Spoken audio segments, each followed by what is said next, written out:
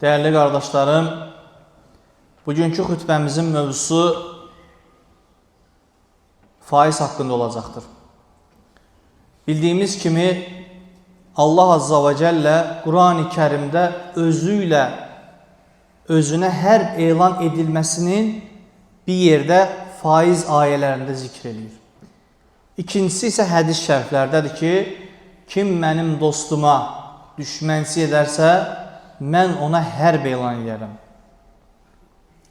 Təsəvvür edin, necə böyük bir günah. Bugün insanlar, Peyğəmbərimiz sallallahu aleyhi ve sellemin təbiriyle desək, axır zaman insanları qazancının halal mı, haram mı olduğuna heç əhəmiyyət verməyəcək. Hicrətin 10-cu, Risalətin isə sonuncu ili idi. Peyğəmbərimiz sallallahu aleyhi ve sellem həc ibadətini yerinə yetirmək üçün sahabələri ilə birlikdə Mədinədən çıxıb Arafata çatdı. Burada illər sonra vida xütbəsi adı ilə məşhur olacaq xütbəsini söylədi. Bəşəriyyətin yolunu aydınladacaq tövsiyələr verdi. Bir sıra haramlara və azğınlıqlara qarşı ümmətini xəbərdar etdi. Allah Resulü sallallahu aleyhi ve sellem xütbəsində cahilliyə aid hər şeyi ayaklarımın altına aldım buyurdu. Deyərək bir daha qayıtmamaq üzərə qadağan etdiyi məsələlərdən biri də faiz idi. Peyğəmbərimiz sallallahu aleyhi ve sellem faizin hər növünü ayakları altına aldığını bəyan edərək möminlərə belə səsləndi.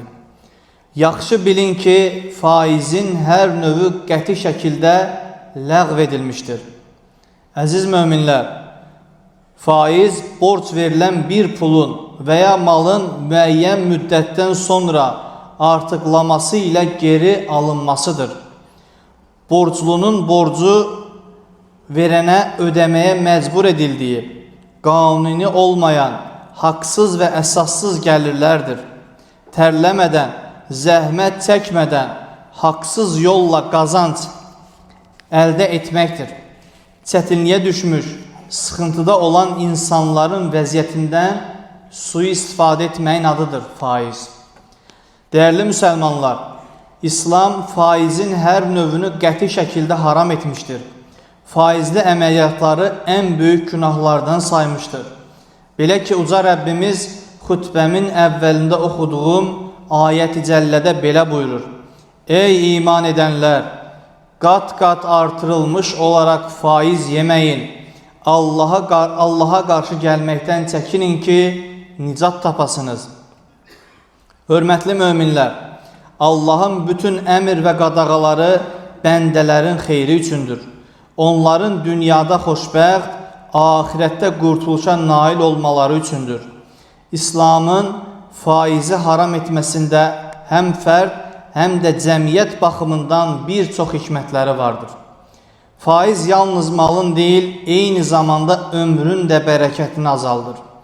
Faiz səbəbindən baş verən saysız hesabsız müflisləşmələr, intiharlar, dağılan ailələr, məhv olan həyatlar vardır.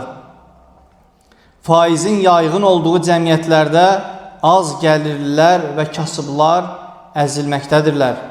Zənginlə yoxsul arasındakı uçurum getdikcə dərinləşir. Allah rızası üçün borc vermək, yardımlaşmaq, sevgi və davranışlar aradan qalxmaqdadır. Dini və əxlaqi dəyərlər zədələnir, halal-haram həssaslığı zəifləyir. Nəticədə qanuni olub-olmadığına baxmadan qazanc əldə etməyə çalışmaq cəmiyyətdə böyük narahatlıqlara səbəb olur. Əziz müsəlmanlar, faizə bulaşan şəxs zəhmətsiz və asan yolla qazanc əldə etdiyini zənn etsə də, əslində ziyana məhkumdur. Belə ki, uca Allah faizlə əldə edilən malı məhv edər, zəkatı və sədəqə verilən malı isə artırar buyurmaqdadır. Çünki zəkat və sədəqə verənin malı bərəkətlənib artar, sərvətindən xeyir görər, qəlbi rahatlıqla, əməl dəftəri savablarla dolar. Faiz isə sərvətin bərəkətini aradan qaldırar, sahibinə günahdan başqa qazanc gətirməz. Həm maddi, həm də mənəvi iflasa səbəb olar. Allah Resulü Muhammed sallallahu aleyhi və səlləm faizin nəticədə sahibinə ziyan verəcəyini belə ifadə etməkdədir. Faiz yolu ilə mal çoxaldan heç kəs malının xeyrini görə bilməz buyurur. Dəyərli möminlər, uca dinimiz bizə halal yolla dolanmağı əmr etmişdir. Peyğəmbərimiz sallallahu aleyhi və səlləm də heç kim öz əlinin zəhməti ilə qazandığından daha xeyirli bir yemək yeməmişdir buyurur. Təəssüf ki, cahiliyə dövründə olduğu kimi günümüzdə də faizli əməliyyatlar bəzən ticarətin təbii bir hissəsi kimi qiymətləndirilir. Faizsiz ticarətin mümkün olmayacağına dair fikirlər və anlayışlar yaymağa çalışırlar. Halbuki ticarət və faiz bir-birindən tamamilə fərqli şeylərdir. Uca Allah Quran-ı Kərimdə bu məsələyə belə diqqət çəkir. Allah alış-verişi halal, faizi isə haram etmişdir. Buna görə də bizim üzərimizə düşən vəzifə ticarət edərkən faizə bulaşmama mövzusunda son dərəcə həssas olmaqdır. Möhtərəm müsəlmanlar, dinimizin bütün xəbərdarlıqlarına baxmayaraq faizi tərk etməyənlərin qarşılaşacağı peşmançılıq Quran-ı Kərimdə belə ifadə edilməkdədir. Faiz yeyənlər qəbirlərindən ancaq şeytanın vurduğu kimsənin qalxdığı kimi qalxarlar. Bu onların alış-verişi də faiz kimidir dediklərindən ötürüdür buyurulur. Gəlin tarix boyunca iqtisadi həyatın ən böyük istismar və zülm alətlərindən biri olan faiz fəlakətindən gələcəyini biz necə dərk eləməliyik? Faizlə əldə edilən maldan xeyir gəlməyəcəyini bir növ dərk etməyimiz lazım. Bu müvəqqəti dünya həyatında daha artıq qazanmaqdan çox halallıqla qazanıb halal yolda xərcləməyə çalışaq. Qiyamət günü malımızı haramdan hesaba çəkiləcəyimizi unutmamalıyıq. Xütbəmi Rəbbimin bu xəbərdarlığı ilə bitirmək istəyirəm. Ey iman edənlər!